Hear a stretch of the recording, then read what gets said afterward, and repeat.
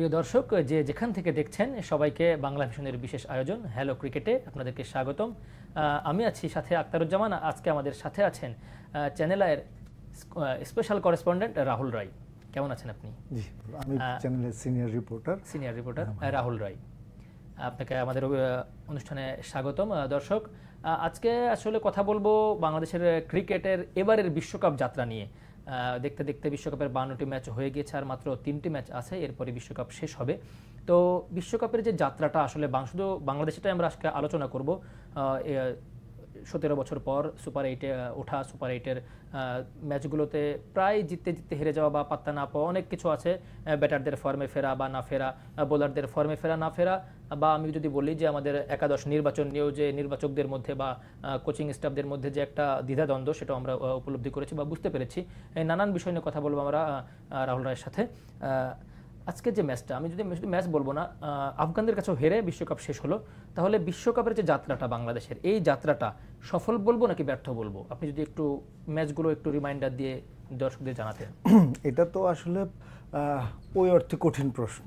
আমি যদি একদম দর্শকের কাতারে বলি, ক্রিকেট ভক্ত হিসেবে বলি, তাহলে আমি অবশ্যই বলবো যে মানে তারা যেভাবে, আমি সিম্পলি উদাহরণ দিই, আজকে ম্যাচটা শেষ হওয়ার আগেই কিংবা শেষ হওয়ার পরপরই আমার মেসেঞ্জারে কয়েকজন মেসেজ দিয়েছে, কয়েকজন ফোন করেছে যে তাদের হতাশা এমন পড়ছে যে খামাখা ভোরে ঘুম থেকে উঠে খেলাটা দেখলাম, আবার অফিস করব। সেটা আসলে তারা হতাশ, কিন্তু ভালোবাসার জায়গা থেকেই, কিন্তু এক্সপেকটেশনের জায়গা থেকেই তারা খেলা দেখেছে।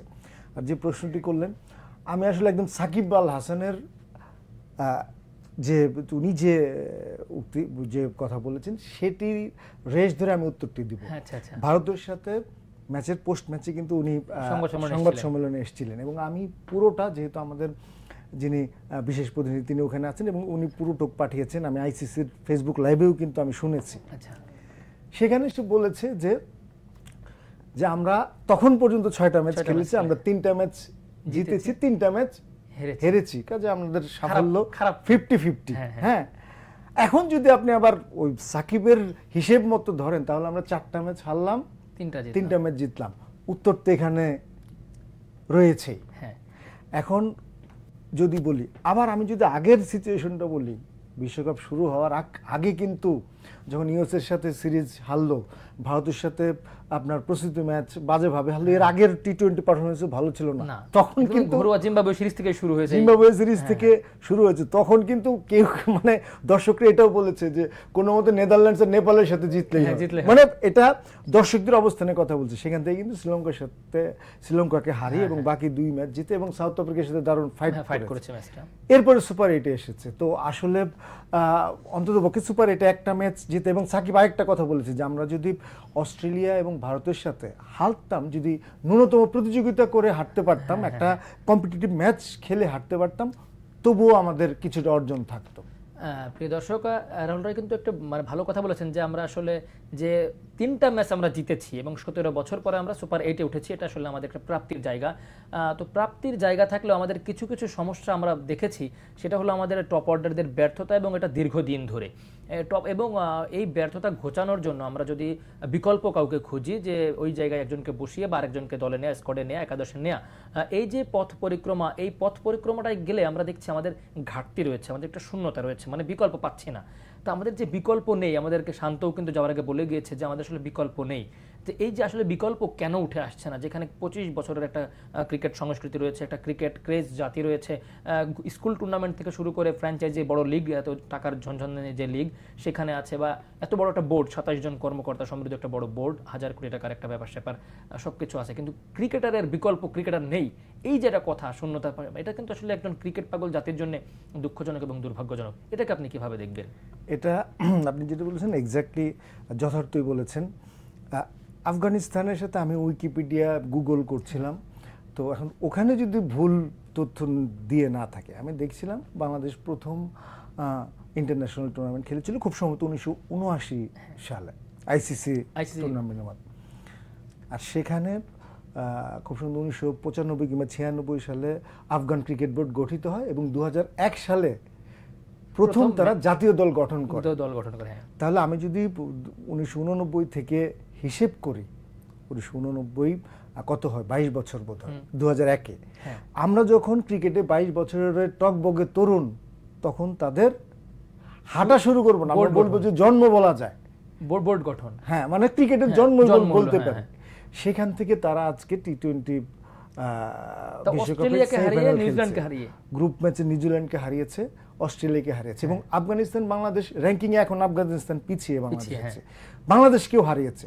তো এটা কিন্তু আমি মানে দারুণ একটা পুনর্জাগরণ তাদের জন্য। এবং এটা কিন্তু হুট করে না, আপনি যদি এই বিশ্বকাপের আগে সাবেকদের বক্তব্য দেখেন, তারা যে বিশ্লেষণ করেছে, অনেকের মুখেই কিন্তু আমি আফগানিস্তানের নাম শুনেছি, এবং আফগানিস্তান যে কোনো কিছু করতে পারে এবং সেটাকে অঘটন বলা যাবে না, এটাও বলেছে আফগানিস্তান, কিন্তু সেটা প্রমাণ করে অবশ্যই। তো এই যে আফগানিস্তান পারলো, মানে আমাদের কথা হলো যে যখন 2001 সালে ওদের বোর্ড গঠন, ততদিনে আমরা অলরেডি বিশ্বকাপ খেলে ফেলেছি, 99 বিশ্বকাপ এবং 2003-এর বিশ্বকাপ খেলার প্রস্তুতি নিচ্ছি। এই অবস্থায় থাকা দলটা, মানে আমরাও কি একসময় কেনিয়া হয়ে যাব কিনা? না, আমি এটা মোটামুটি নিশ্চিত কেনিয়া হব না।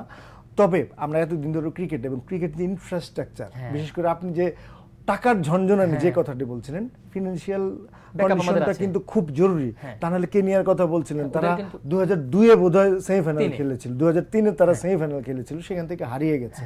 জিম্বাবুয়ে যখন এই ফ্লাওয়ার ব্রাদার্স, এরপর হিট স্ট্রিক, এরপর ওলঙ্গা, এরকম অনেক প্লেয়াররা ছিল, তখন কিন্তু জিম্বাবুয়ে খুব রাইজিং টিম ছিল। কিন্তু এবং আমরা দেখেছি যে সাউথ আফ্রিকা, ইংল্যান্ড, তারা গিয়ে সেখানে ইংল্যান্ডে কাউন্টি খেলতো, এবং নেইল জনসন আরো কে যেন অন্য টিমের নাগরিকত্ব নিয়েও খেলেছে, কারণ তাদের সেই ফিনান্সিয়াল ব্যাকআপটা ছিল না। তা আমাদের কিন্তু সেই নিশ্চয়তাটা আছে।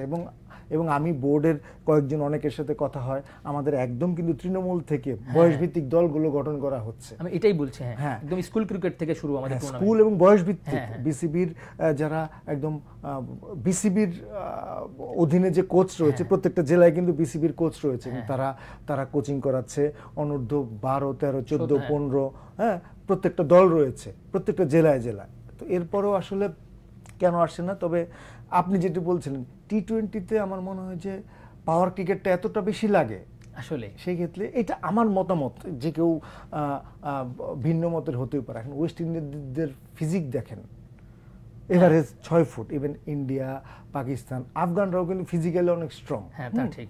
তো এই ক্ষেত্রে যখন পাওয়ার হিটিংটা হয়, এই স্ট্রেংথটা খুব জরুরি। তাহলে আমাদের তো তাহলে বিসিবি দরকার ছিল, কিন্তু ওই যে জহুরের চোখ যেটা বলে, জহুরের চোখ দিয়ে পাওয়ার হিটিং এর সামর্থ্যবান এরকম মানে ব্যাটার খুঁজে বের করা তো দরকার ছিল। আবার এখানে কি পাওয়ারের সাথে তো স্কিল, টেকনিকেরও একটা মিশ্রণ থাকতে হবে। শুধু পাওয়ার দিয়েও তো আবার হবে না যদি আপনার টেকনিক না থাকে।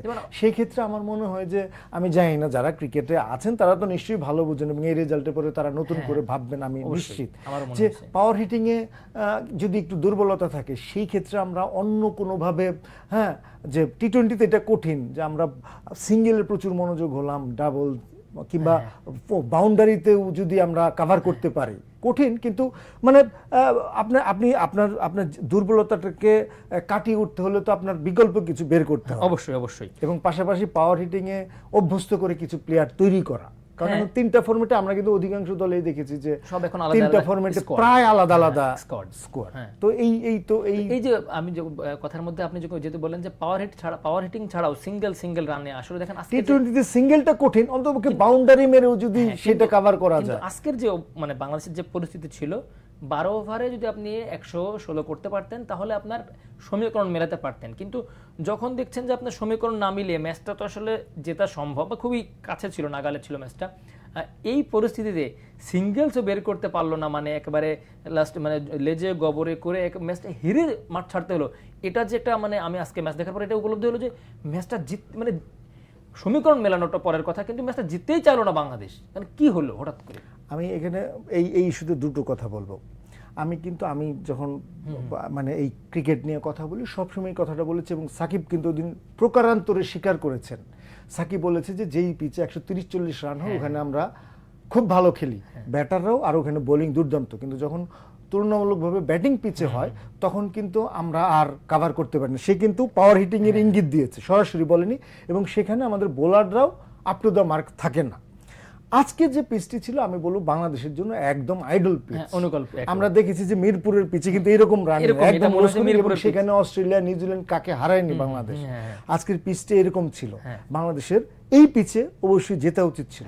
আর আপনি যেটা বললেন যে টার্গেটে, আমার মনে হয় বাংলাদেশ আজকের ম্যাচ হেরে গেল, যেহেতু আমরা তো মানে এই সুযোগটা পাবো এটা কিন্তু কখনো ভাবা হয়নি। আফগানিস্তান অস্ট্রেলিয়াকে হারাবে এটা কিন্তু, যদি সাকিবের সেই ভারতের ম্যাচের পরে আমরা পোস্ট ম্যাচটাই দেখি কিংবা পত্রপত্রিকায় খবরাখবর যারা বিশ্লেষণ দেয় তাদের কথাও কিন্তু মোটামুটি মানে আর সুযোগ নেই বাংলাদেশের, এরকম একটা অবস্থা ছিল। সেখান থেকে একটা সুযোগ পেয়েছে 12.1 ওভারে। আমার মনে হয় তারা যদি প্রথম থেকে ডু অর ডাই খেলতো, এরপরে যদি 50 রান 60 রান 70 রানে অল আউট হতো, তাও মনে হয় আমরা যারা দর্শক কিংবা তারা মেনে নিত যে তাদের টার্গেটটা ছিল সেই ফাইনাল ম্যাচটা জেতা, তাদের মূল লক্ষ্য ছিল না। এরপরে যদি হারতো তাহলে কিন্তু আমার মনে হয় যে যারা ক্রিকেট ভক্ত তারাও সেটা মেনে নিত।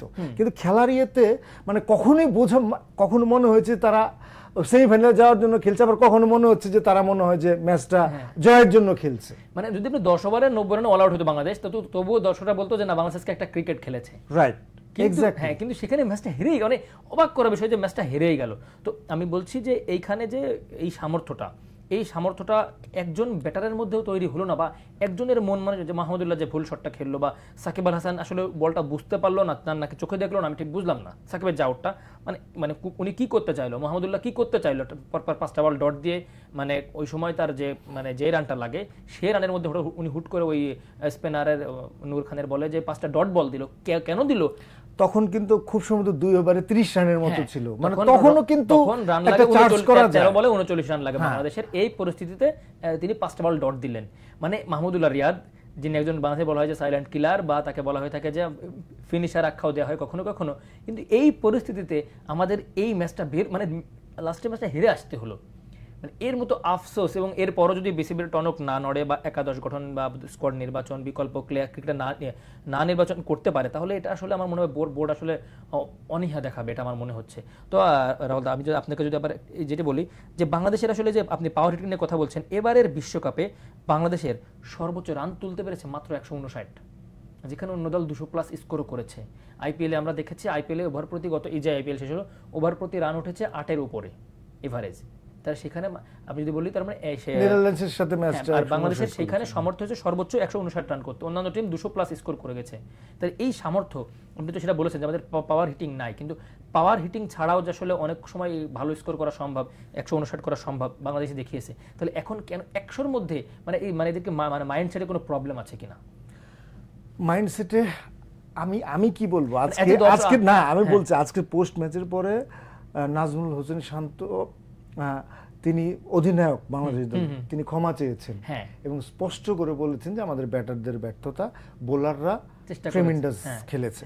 তো যখন খোদ অধিনায়ক নিজেই তার ব্যাটিং ব্যর্থতার দায় স্বীকার করে নেয়, তখন কিন্তু আমরা ক্রিকেট ভক্ত কিংবা সাংবাদিক কিংবা যে হিসেবেই বলি, তখন কিন্তু আমাদের আলোচনার প্রয়োজন নেই আসলে, যে তারা তাদের ব্যর্থতা স্বীকার করে নিয়েছে আসলে। তবে আজকের একাদশ নিয়ে যদি আমি কথা বলি, যে আমরা একাদশে দেখলাম পরিবর্তন, আমরা চাচ্ছি মানে মনে হয়েছিল যে একটা একাদশে পরিবর্তন আসবে। তো পরিবর্তনটা নিল, মানে যেহেতু একটা টার্গেটে জিততে হবে, আমাদের একটা সমীকরণ ছিল, সেই হিসেবে আমরা সৌম্যকে নিলাম একাদশে। আমরা শরীফুলকে আমাদের বলা হয়ে থাকে বর্তমান পেস লাইনের সবচেয়ে বড় আমাদের অ্যাটাকিং পেসার, সেটা হলো শরীফুল। তাকে ছাড়া বিশ্বকাপ যাত্রা শেষ করতে হলো আমাকে, ফিট থাকা সত্ত্বেও। মানে আজকের একাদশে কি শরীফুলকে দরকার ছিল না, যে অল্প রানে আমার প্রতিপক্ষকে আটকাতে হবে? যদিও বাকি বোলাররাও সামর্থ্য দেখিয়ে তারা 105-এর মধ্যে 115-এর মধ্যে আটকেছে, কিন্তু আরও কমে আটকানো যেত বা চেষ্টা করা যেত। শরীফুলকে কোনোভাবে কেউ মিস করেছে কিনা আমরা কোনোভাবে? শরীফুল ভারতের সাথে প্রস্তুতি ম্যাচে আঙ্গুলে ব্যথা, এরপরে মূল একাদশে ঢুকে গেল তানজিম সাকিব, এবং তার পারফরমেন্স তো আপনারা দেখেছেন, হ্যাঁ, দারুণ বোলিং করেছে। এরপরে আসলে, এবং আমি নিজেও বলছিলাম যে মধুর সমস্যায় বাংলাদেশ, হ্যাঁ, শরীফুল নিয়মিত বোলার, অথচ তাকে নিতে পারছে না। তো আজকের ম্যাচে আমার যেটা মনে হয় চিন্তা সেটাই ছিল, যে সৌম্য কিন্তু রান পায় না, তাকে নিয়ে বিস্তর অভিযোগ অনেক দর্শকদের অনেকে, কিন্তু সৌম্য যেদিন খেলে সেদিন কিন্তু মানে আপনি যদি দেখেন এই তামিম যে ওপেনার, শান্ত। আমাদের ম্যাক্সিমাম ব্যাটার কিন্তু তারা 30 বলে 35, 40 বলে 43, 44 করার স্ট্রাইক রেট সর্বোচ্চ 116 বা 20, মানে 30 বলে 55-60 করার মতো কিন্তু এই তৌহিদ হৃদয় আর আছে সৌম্য। তা ঠিক, এটা অবশ্য। আর লিটন দাস কখনো কখনো তার ক্লাস আছে, কিন্তু মানে কোনো মানে রান পাই না। হ্যাঁ, কারণ শুধু ট্যালেন্ট কিংবা ক্লাস দিয়েও হয় না, রান তো পেতে হবে। তো ওই হিসেবে কিন্তু এই দুজনেরই আছে। আর কখনো কখনো নিচে নেমে মাহমুদুল্লাহ রিয়াদ এই কাজটা করে। কিন্তু আপনি যদি আজকে যে আমার কম ওভারে খেলা শেষ করতে হবে, 12.1 ওভারে আমার খেলা শেষ করতে হবে, তখন কিন্তু আপনার এই হৃদয়, সৌম্য এই ধরনের স্ট্রোক প্লেয়ার আসলে দরকার। যদি হয়ে যেত দুইজনে একটা পার্টনারশিপ হয়ে গেলে হয়তো বা আজকে অন্যরকম হয়েও যেতে পারে। কারণ 115 রান আপনি পিচের যেমনই থাক একটা চান্স নেওয়া যেতে পারত। আমার মনে হয় যে ওই জায়গাটা থেকে এখন ওই যুগের 12 ওভারে 120 করা আসলে সম্ভব বর্তমান ক্রিকেটে। আর যখন আপনার এটা হয়ে গেছে আপনার কোয়ার্টার ফাইনাল, যে আমি 12 মানে আমার জিতলেও হচ্ছে না, হ্যাঁ, যে এই টার্গেট আমি পূরণ করতে পারলে আমি যাব, সেই ক্ষেত্রে তো আসলে এই ধরনের একটু পরিবর্তন হতে পারে। এখন এটা ক্লিক করেনি, এটা আসলে টিম ম্যানেজমেন্ট নিশ্চয়ই আমাদের চেয়ে ভালোই বোঝে। ভালো বোঝো। এই যে আমি ওই জায়গায় আসছিলাম যে আসলে আমাদের টিম ম্যানেজমেন্ট বা কোচ, অনেকেই দেখলাম মানে কোচকে প্রচুর, মানে সামাজিক মাধ্যমের কথা যদি বলি বা ক্রিকেট ভক্তদের কথা বলি, মানে কোচের প্রতি একটা আক্রোশ সৃষ্টি হয়েছে। যে হাতুরু সিংহে, এবং হাতুরু সিংহের কোচ না শুধু আমাদের না, এর আগে যখন শ্রীলঙ্কার কোচ হয়েছিলেন, শ্রীলঙ্কার 1 বছরের চুক্তিতে কোচ হওয়ার পর 2 মাস পরে তাকে মানে চুক্তি থেকে বাদ দেওয়া হয়। তার মানে তারা মানে তার কোচিং সিস্টেমটাকে অনেকে পছন্দ করে না। তা আসলে বাংলাদেশ কেন দ্বিতীয়বার এই ভুলটা করলো? আসলে বাংলাদেশ কি তার কোচিং, মানে বাংলাদেশ সংস্কৃতির সাথে তার কোচিং সিস্টেমটা যায় কিনা? এটা মানে আমি এখানে আপনি এর আগে যে দলের যে উন্নতি কিভাবে করা, এইগুলো সাকিব কিন্তু যেমন দিয়েছে। এবং হাতুরু সিং এর আপনি খেয়াল করেছেন কিনা, হাতুরু সিং এর যখন দ্বিতীয়বার আনা হলো, সালাউদ্দিন নিশ্চয়ই চেনেন, এখন এই সময়ে খুব আলোচিত একজন কোচ, একজন সাকিবের সরাসরি গুরু, বিকেএসপির কোচ ছিলেন, এখন কুমিল্লা ভিক্টোরিয়ান্সের কোচ, এবং কোচ হিসেবে তার যথেষ্ট সুনাম আছে। তিনি কিন্তু একদম একটা স্ট্যাটাস দিয়েছিলেন ওখানে, উনি সব বলে দিয়েছেন যে কেন তাকে আনা হলো। তো এইগুলো নিয়ে তো আসলে বিতর্ক রয়েছে।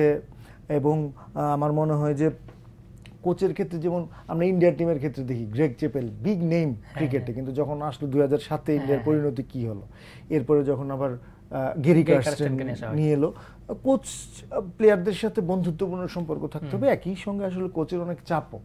একজন ওপেনার, সে শুধু তার ওপেনিংটা নিয়ে করলো, আমার ব্যাটিং, আমার আজকে টার্গেট 15 বলে 30 রান, একজন বোলার আমার 4 ওভার আমি ভালো করব, হ্যাঁ, কিন্তু ক্যাপ্টেন এবং কোচ, বিশেষ করে কোচের কিন্তু পুরো রণকৌশল সাজাতে হয়, তার উপর চাপ থাকে। তবে নিশ্চয়ই যারা ওই লেভেলে গেছে ওই চাপটা নেওয়ার মতো অবস্থানে বলেই তাদেরকে নিয়োগ দেওয়া হয়েছে। তো আমার মনে হয় যে এখন অবশ্যই ভাবা উচিত। এখন হাতুরু সিং বলতে পারে, এবং আইসিসিতে আপনি তো দেখেছেন যে আইসিসি কিন্তু এবার যে ফিকচার করেছে, তারা group champion, group runner up, তারা ওই যখন ফিকচার করেছে তখনকার র্যাঙ্কিং দেখে করেছে।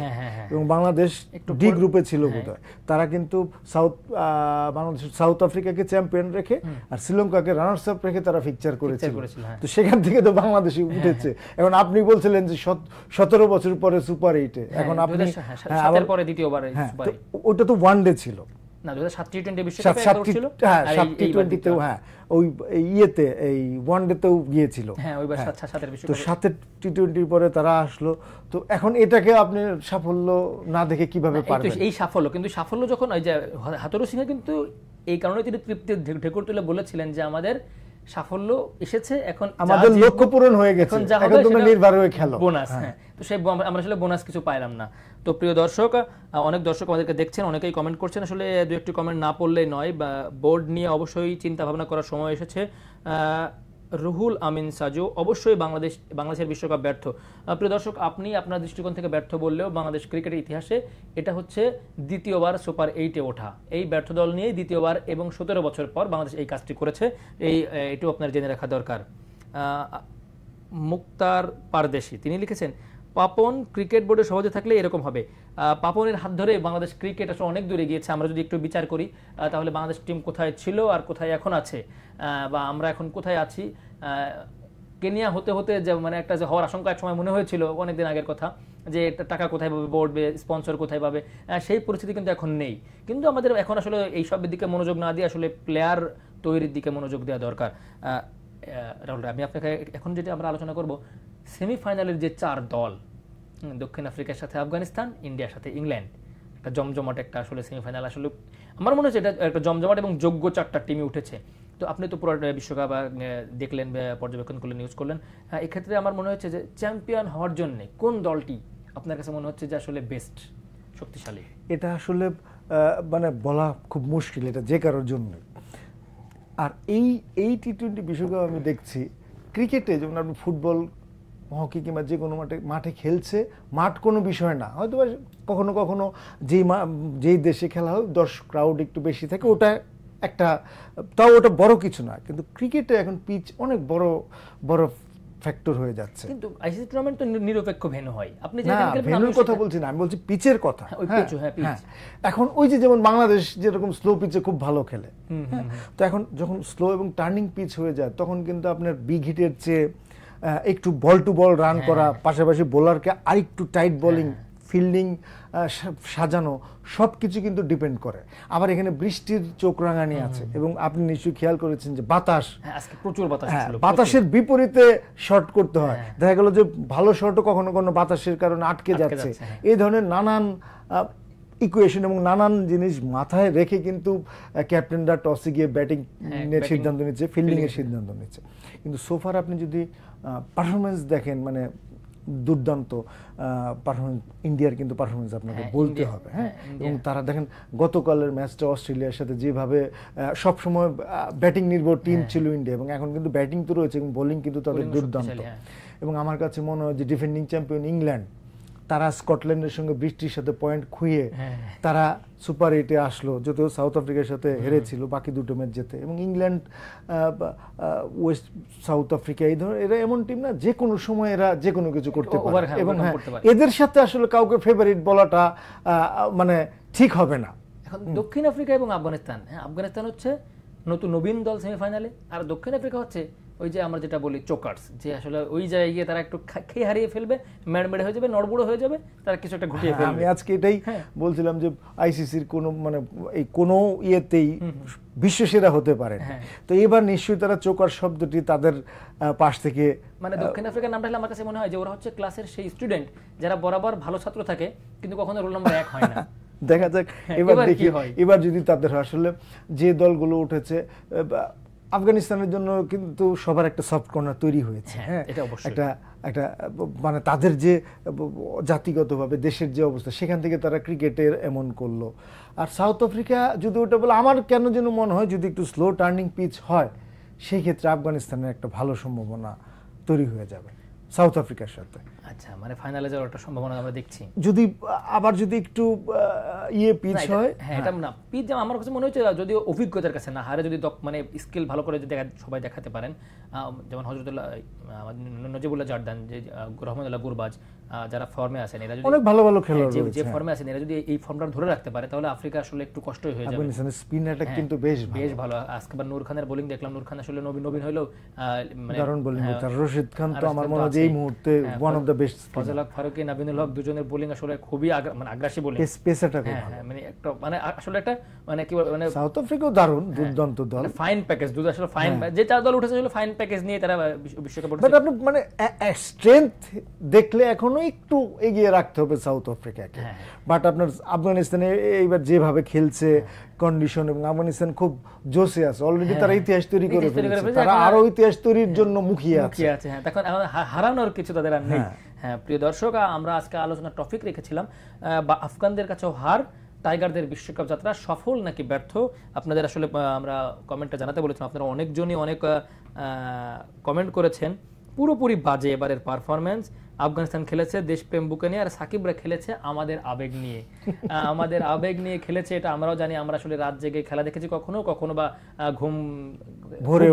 খুব ভোরে ঘুম ভেঙে আমরা খেলা দেখেছি। আসলে আমরা চেয়েছি আমরা তাদের সাথে থাকি, আমরা আসলে তাদের জয়ে আমরাও আনন্দিত হই, তাদের হারে আমরাও একটু বিমর্ষিত হই, এটা আমরা সবসময় করে থাকি। এবং এই ক্রিকেটটা আসলে আমাদের অনেক বড় একটা মিলনের জায়গা, যেখানে দেশে আসলে অনেক কিছু বিভেদ আছে, অনেক নিয়ে অনেক কিছু পক্ষপাতিত্ব আছে, গ্রুপিং আছে, কিন্তু ক্রিকেটের সময় যেমন আমরা মিলে যাই, যেখানে সেখানে যে এই দোকানের সামনে, মানে আপনি দেখবেন অন্য সময় কিন্তু কোনো দোকানের সামনে কাউকে দাঁড়াতে দেয় না। ক্রিকেট হচ্ছে এক সুতো গেঁথে ফেলে সবাইকে, এবং সত্যিকার অর্থে আবেগ এবং ভালোবাসার নাম। হ্যাঁ, এবং দেখেন আমি মনে করেন আপনি একটা দোকানে ওই যে যে ইলেকট্রিক দোকানগুলো আছে, আপনি অন্য টাইমে ওখানে দাঁড়াবেন, খুব বেশি লোক জড়ো হতে দেয় না ওরা, কাস্টমার আসতে একটা হ্যাসেল হয়তো। তো যখন বাংলাদেশের খেলা চলে তখন একটা ইলেকট্রিক দোকানের সামনে কাস্টমারের কথা চিন্তা করা হয় না, যখন শত শত মানুষ। আমি আজকে সকালেই আমি যখন বেরোছিলাম একটা কাজে, তো আমি কি রে হঠাৎ মানে আমার কাছে মনে হলো, আমার কাছে মনে হচ্ছে খেলা আছে, কিন্তু আমার এই সকালবেলা এত মানুষ এই দোকানের সামনে চলে এসেছে। একটা হোটেলের পাশেই একটা ছোট চার দোকান এখনো খোলেনি, কিন্তু মানে অনেকজন মানুষ। আমি বাহ, এখনো বাংলাদেশের ক্রিকেট এই ম্যাচটা দেখার জন্য এত মানুষ এক জায়গায় হয়েছে, বেশ ভালো লাগলো।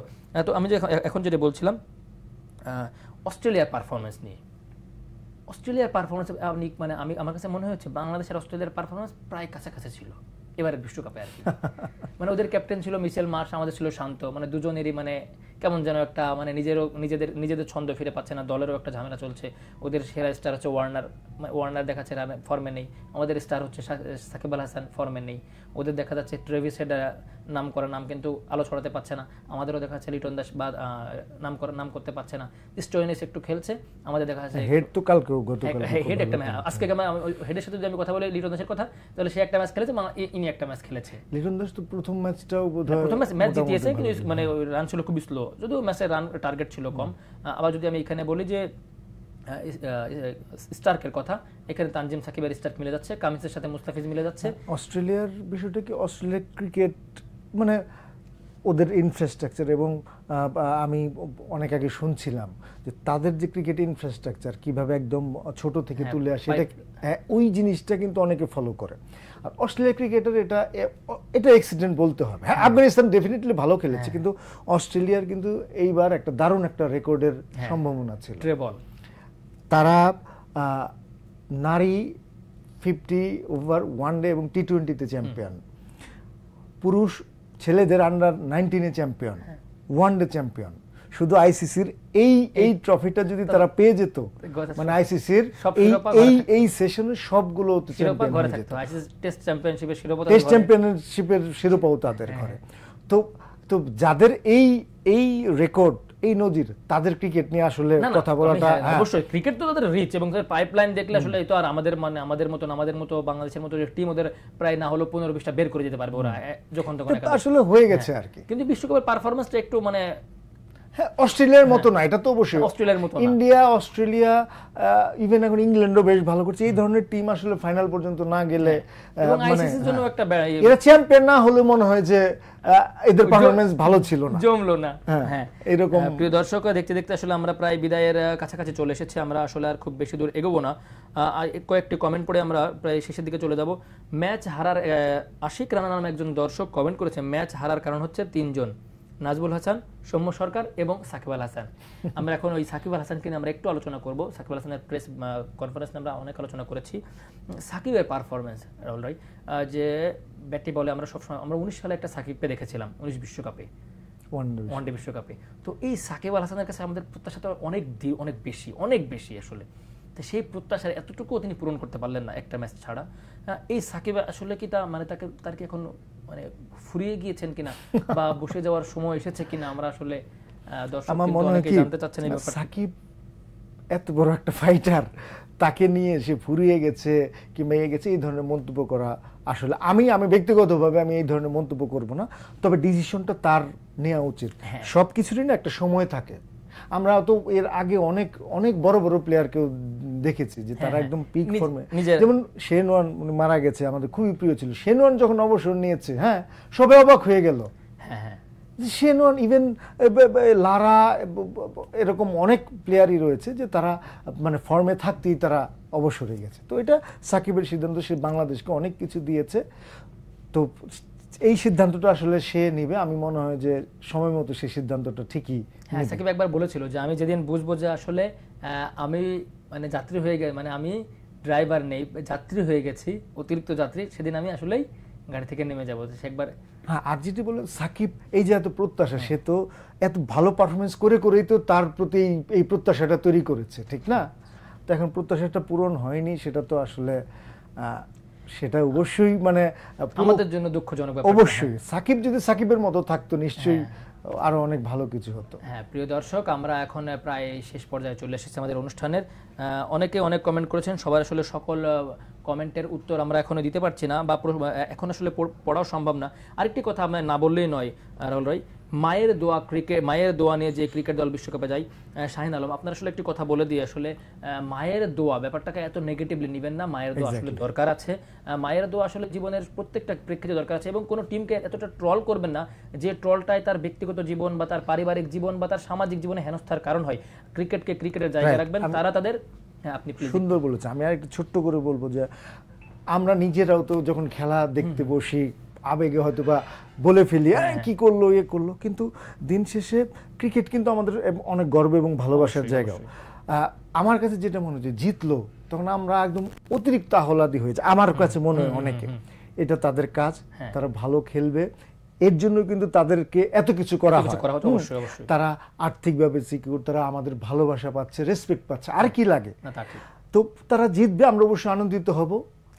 একইভাবে তারা যদি হেরে যায়, আমরা অন্তপক্ষে ব্যক্তিগত আক্রমণ করব না, পরিবার নিয়ে কথা বলবো না। আমরা যদি গঠনমূলক সমালোচনা করি, কখনো কখনো কিন্তু সামাজিক যোগাযোগ মাধ্যমে নানান কথা কিংবা নানান যে পরামর্শ দিয়ে থাকে, সেগুলো কিন্তু বিসিবিও তারা আমলে নেয়। তো যদি গঠনমূলক সমালোচনা হতেই পারে, কিন্তু এমন কিছু বলা যাবে না, কারণ তারা আমাদের দেশকে রিপ্রেজেন্ট করছে। তারা ছোট হলে কিন্তু আমরাও ছোট হব। প্রিয় দর্শক, ওটা আমরা বলছিলাম যে আমাদের ক্রিকেটাররা আমাদেরই কারোর ভাই, আমাদেরই কারোর সন্তান, আমাদেরই কারোর বাবা। সুতরাং আমরা এমন কোনো কিছু বলবো না বা এমন সমালোচনা করব না যেটা তার ব্যক্তিগত পরিবার বা সামাজিক জীবনে হেনস্থার কারণ হয়। আপনারা ক্রিকেটকে ক্রিকেটের জায়গায় রাখবেন। এবং যেহেতু বাংলাদেশ নেই, আমরা এখন বাকি যে সেমিফাইনালের 4 দল আছে, আর মাত্র 3টি ম্যাচ দিয়েই বিশ্বকাপ শেষ হবে। বিশ্বকাপের শেষ পর্যন্ত আপনাদের সাথেই থাকবো। আজকের মতো আমরা এখানে শেষ করছি। ধন্যবাদ সবাইকে।